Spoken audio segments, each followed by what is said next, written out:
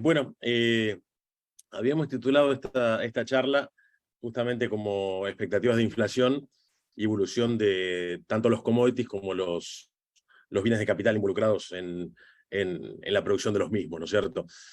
Eh, voy a encarar, si les parece bien, la situación tanto a nivel mundial como local, ¿no es cierto?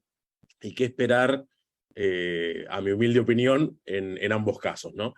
Eh, lo que hay que explicar, primero que nada, que se ha dicho y se viene repitiendo en varios foros, es que gran parte del valor de los commodities está explicado por el actual conflicto entre Rusia y Ucrania, ¿cierto? Es decir, posterior a marzo de este año, provocado por la invasión de Rusia a Ucrania y obviamente el efecto que eso tiene en la provisión y la producción de alimentos, sobre todo en ciertas zonas del mundo a las cuales ellos proveían, y obviamente el impacto en los precios. Bueno, lo cierto es que los precios vienen subiendo desde fines del año 20, es decir, desde fines del año 2020, y los activos, en particular los inmuebles rurales a nivel mundial, copiaron esa misma curva, corrida un poco en el tiempo, pero también vienen aumentando desde ese año, ¿no es cierto? Lo único que agregó a la demanda y también, digamos, a los precios de los inmuebles rurales, el conflicto fue un pequeño porcentaje que en el caso de los commodities explica alrededor del 15%. Es decir, aumentó un 15% extra en el segundo trimestre de este año, pero venía subiendo casi un 80% de manera continua desde fines del año 20, ¿no es cierto? Desde el 2020. Ahora, la causa de eso, bueno, obviamente no es la primera vez que pasa, y eso responde a la emisión de dinero sin respaldo, ¿no es cierto? La Fed, bueno, publica obviamente la cantidad de circulante que hay y la impresión de dinero nuevo que emite, y bueno, generalmente eso tiene un impacto en las expectativas de inflación de la gente y obviamente lo primero que aumenta son los commodities. Ahora, en el año 2008 al 2012 pasó exactamente lo mismo, hubo un bajón, que si mal no recuerdo fue también en el segundo trimestre del año 2008, después se recuperó y empezó de vuelta a principios del 2010 a subir, y eso después provocó otros 3 años de precios máximos, que son además los que nosotros recordamos acá, que transcurrieron después justamente del conflicto del campo, ¿no? Es decir, con el campo, digo, cuando habían subido los insumos, perdón, los insumos y los productos finales, casi duplicando los valores que habíamos tenido antes, ¿no es cierto? Bueno, ¿qué pasó con la tierra? Bueno, en Estados Unidos, voy a tomar Estados Unidos y voy a tomar Brasil como comparativo para después describir la situación local, porque, bueno, primero Estados Unidos, bueno, como lo dijo hoy el ex canciller, y es de hecho algo que siempre sostuvimos muchos, Argentina es el país más parecido a los Estados Unidos que hay en el mundo, en el sentido de la matriz productiva. Obviamente, la suerte de los dos en el último siglo fue absolutamente dispar, pero la Argentina tiene la misma matriz productiva de los Estados Unidos, obviamente a otra escala, pero de hecho produce lo mismo, produce en una cantidad bastante acorde a su población también, comparada con la de Estados Unidos, tiene la misma cantidad porcentual de gente involucrada en la producción. En el caso de Estados Unidos, obviamente el impacto en la economía del sector agrícola es algo menor porcentualmente que la Argentina, pero lo cierto es que cuando uno considera todas las cadenas de valor, alrededor de 1.1 billones en castellano, ¿no es cierto?, de dólares anuales. Es decir, más de 2 veces el PBI de toda Argentina. Pero bueno, en el caso de los Estados Unidos, el valor de la tierra, que a principio de siglo rondaba, hablando de los mejores suelos que tiene Estados Unidos, que además son los mejores suelos del mundo, ¿no es cierto?, rondaba alrededor de $10.000 la hectárea. Eso tuvo un incremento justamente con la otra estampida, digamos, de valores de los commodities entre el 2008 y el 2012, pero fue continuo desde principios del siglo, hasta triplicarse para el año 2012. Bueno, eso que digamos en un momento se ubicó en $30.000, ese mismo tipo de suelo, hoy está en 50.000. Es decir, tuvo un nuevo crecimiento de alrededor del 70% que se explica solamente en el último año y medio. Es decir, y eso es previo a la crisis, digamos, de la guerra entre Rusia y Ucrania, ¿no es cierto? Ahora, Brasil tiene una situación similar. Brasil, además, los incrementos los tuvo sobre todo en los últimos años. Tiene, digamos, hoy la zona productiva de Brasil, la zona de escala, obviamente con otro tipo de suelos y con suelos con, obviamente, mucha mayor cantidad de limitaciones que los que pueden tener Estados Unidos y Argentina, están alrededor de $25.000 la hectárea. Es decir, un suelo ya preparado para producir al máximo de su nivel y enmendado. Enmendado me refiero a que los suelos lateríticos, es decir, los suelos del trópico, que en la época que nosotros estudiamos en la facultad eran considerados suelos solamente para producción de forrajes de volumen, es decir, de pasturas. Bueno, con el desarrollo de la agricultura tropical, son los que han explicado la nueva oferta de alimentos en lo que va del siglo. Y bueno, esos suelos hoy en plena producción rondan alrededor de los $25.000 por hectárea. Obviamente también explicado por la rentabilidad que proviene del nuevo nivel de valores de los commodities, ¿no es cierto? Ahora, la situación argentina, bueno, Argentina ha tenido suelos bastante similares a los Estados Unidos, que en algún momento acercaron su valor, es decir, suelos de igual calidad en Estados Unidos y Argentina en el año 2011, previo al primer cepo, estaban en valores bastante similares. Bueno, hoy en la Argentina, digamos, lo mejor que tiene, que además, es bueno decirlo, son los mejores suelos de todo el hemisferio sur, y son bastante comparables, obviamente, a los de Estados Unidos y a los de Ucrania. Hoy se consiguen a un máximo de precio de 15 o $16.000, de ahí para abajo, ¿no es cierto? Es decir, la Argentina hoy, para resumirlo, tiene un capital edáfico valuado en 1/3 del valor que podría tener, o inclusive menos de 1/3, del 30%, del valor que podría tener si el país, bueno, tuviera las libertades económicas que tienen los países competidores de la Argentina.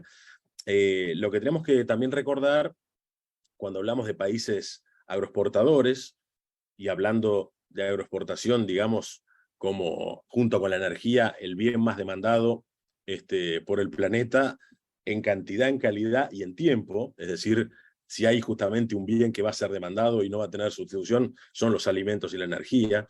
Bueno, la Argentina, como yo he dicho otras veces, pertenece a un selecto grupo de 10 países sobre un total de 200, que tienen la capacidad para producir y exportar muchas más veces la cantidad de alimento, y en el caso de energía también, que necesita para cubrir sus requerimientos. Es decir, los países que pueden alimentar al resto del planeta son solamente 10, y son los que están además llamados a futuro a hacerlo de manera sostenida y sostenible. Son Canadá, Estados Unidos, Brasil, Argentina, Paraguay, Uruguay, Australia, Nueva Zelanda, Rusia y Ucrania, ¿no es cierto? Ahora, de todos ellos, y como bien se dijo hoy también en algunas de las exposiciones, la Argentina es el único que cobra derechos de exportación.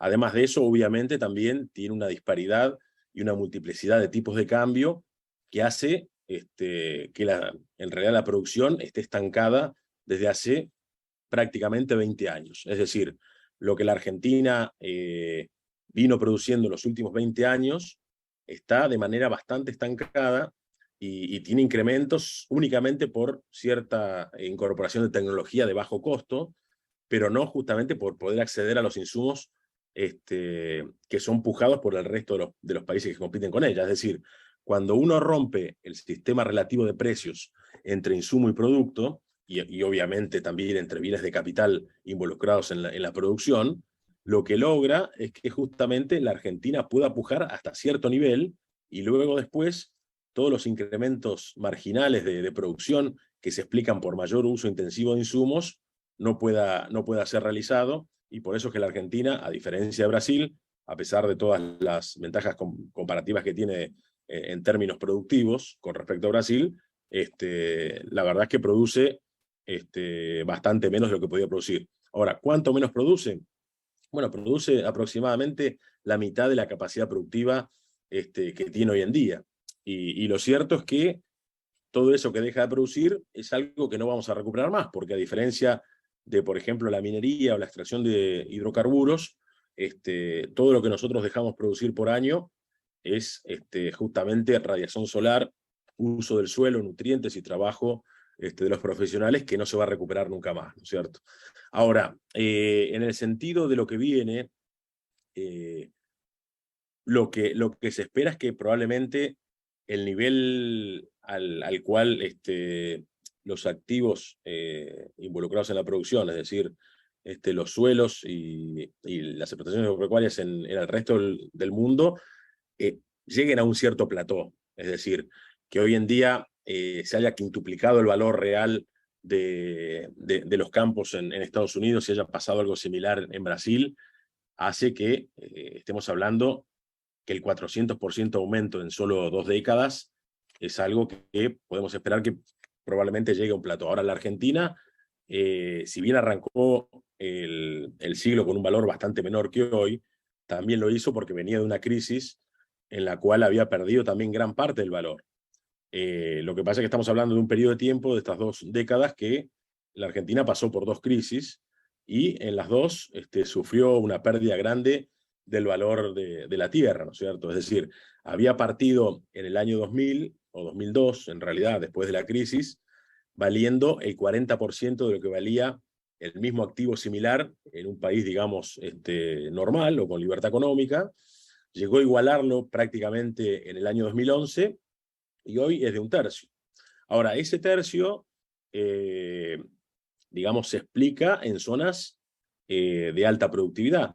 En zonas marginales, la Argentina directamente no produce agricultura, cosa bastante distinto a lo que ocurre en muchos otros países donde además se agrega oferta yendo hacia zonas más marginales. La Argentina, en ese sentido, podría agregar perfectamente otras 35 millones de hectáreas a las 35 millones de hectáreas que actualmente producen agricultura, obviamente a otro nivel productivo, porque son zonas marginales, pero podría duplicar igualmente la producción, como dije recién, haciendo también mayor uso intensivo de los insumos en las zonas tradicionalmente agrícolas. Es decir, la Argentina deja de producir la mitad todos los años, y fíjate que eso estamos hablando de que podríamos tener prácticamente 60.000 u 80.000 millones de dólares más extra por año de ingreso genuino, y que después, la verdad que haría mucho menos importante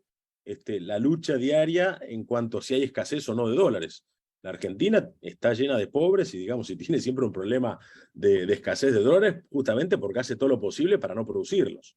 Es decir, quiere lograr cierta igualdad en el ingreso, destruyendo justamente la creación de riqueza y destruyendo el ingreso de divisas de la principal fuente, solamente la verdad que por un capricho y por no entender la economía, ¿no es cierto?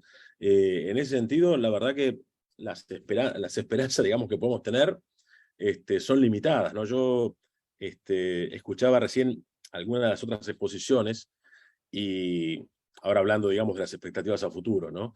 Y lo cierto es que es muy probable que el gobierno pierda las elecciones que vienen, es muy probable que lo gane la oposición.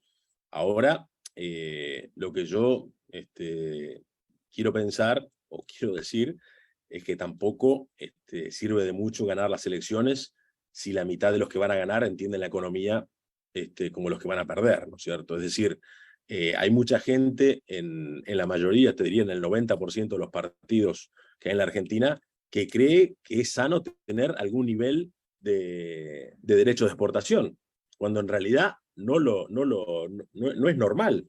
No hay países que los tengan. Hoy lo dijo muy bien el doctor Litvin en una de las exposiciones anteriores, que hay solamente 12 países que tienen derecho de exportación. Y como bien él indicó, yo voy a poner unos ejemplos, ¿no es cierto? No hay ninguno de ellos que sea del grupo de agroexportadores que yo mencioné hace un rato, Y los que suelen tener derecho de exportación son justamente los países que no tienen desarrollado ningún sistema fiscal.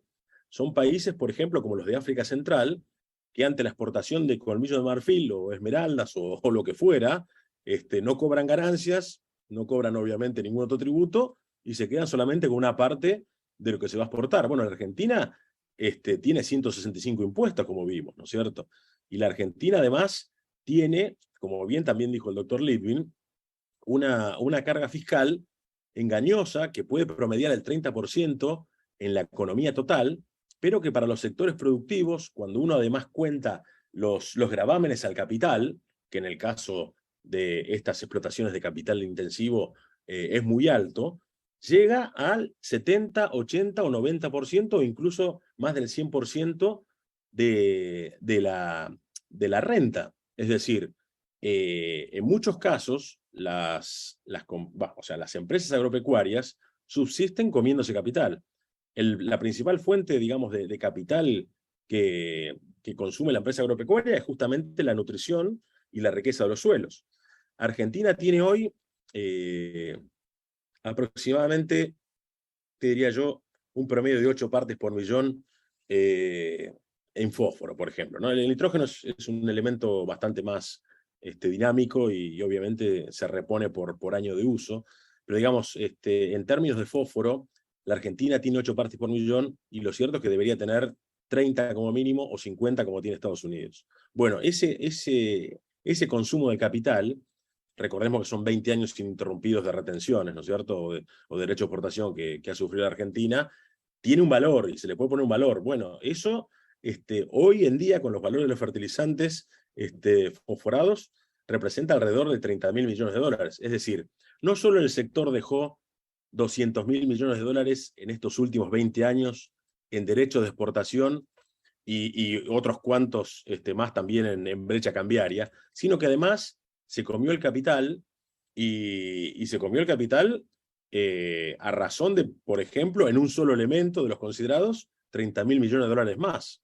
Bueno, con esos 200.000 millones de dólares que el sector entregó al Estado o a ciertas industrias que transforman, digamos, las materias primas, lo cierto es que dejó de invertir y por eso, como explicaba bien hoy también otro expositor, la Argentina tiene una bajísima tasa de inversión, pero no es por decisión de las empresas, es porque justamente toda la rentabilidad queda en manos del Estado.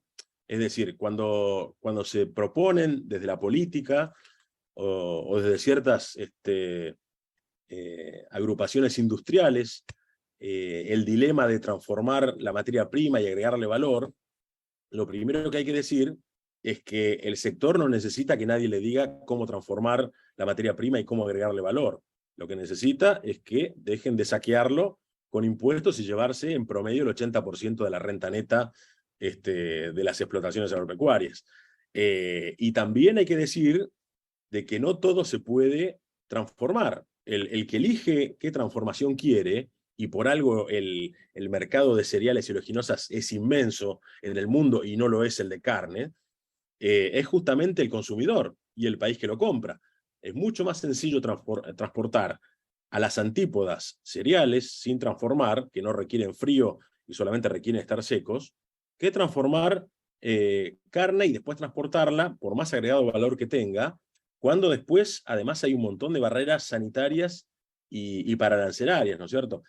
Y en ese sentido también, más digamos de lo que yo llamo la falacia del agregado de valor, también hablar justamente de la importancia del sector y de no caer a veces en agendas verdes que provienen de países que las utilizan como una forma de barrera paraarancelaria, ¿no es cierto? Es decir, cuando nosotros estamos hablando, y ahora el ejemplo es muy fresco con lo que está pasando en Holanda, y que seguramente pronto se van a plegar otros países en la misma situación, eh, las actividades, digamos, que secuestran carbono, me estoy refiriendo a la agenda ecologista y, bueno, y a la agenda del Foro Mundial 2030, ¿no es cierto?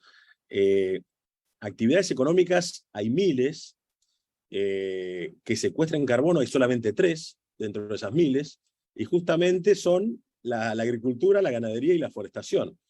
La forestación no es comestible, la ganadería y la agricultura sí, y la verdad que veamos de vuelta, ¿no? De vuelta lo digo como crítica para los partidos que uno mismo va a votar, porque uno también tiene que reconocer que va a votar a partidos de la oposición, pero yo quisiera sacar una crítica.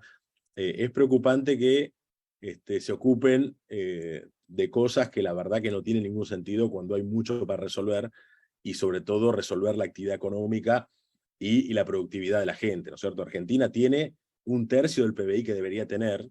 Ahora tiene menos, pero tenía, digamos, en la situación más o menos normal, tenía 1/3 del PBI que podría tener.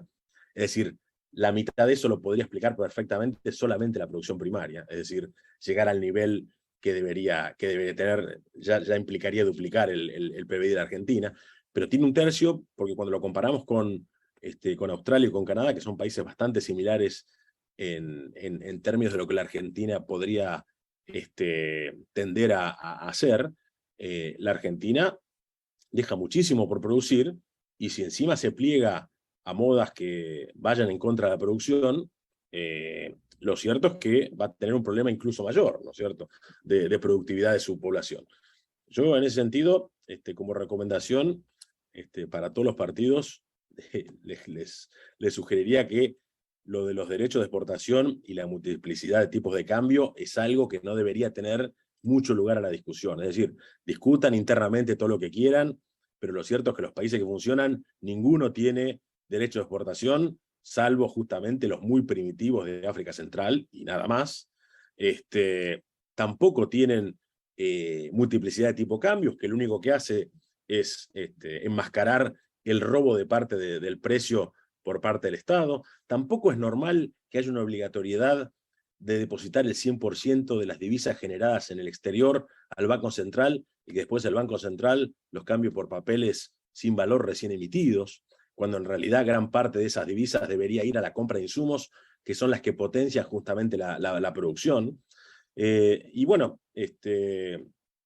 además de eso, digamos, yo creo que el convencimiento, y eso sí tiene que provenir de la sociedad y no de los partidos, es que de la pobreza se sale trabajando, digamos, no se sale rapiñando a otro, tampoco se sale dentro de las cadenas industriales rapiñando a otro eslabón, que digamos que es un deporte bastante practicado acá en la Argentina, y yo creo que la educación, el esfuerzo y el trabajo son la única manera de salir de la pobreza, y es lo que la Argentina debería hacer de acá en más si quiere ser el país que alguna vez fue y que creo que nos merecemos nosotros y nuestros hijos, ¿no?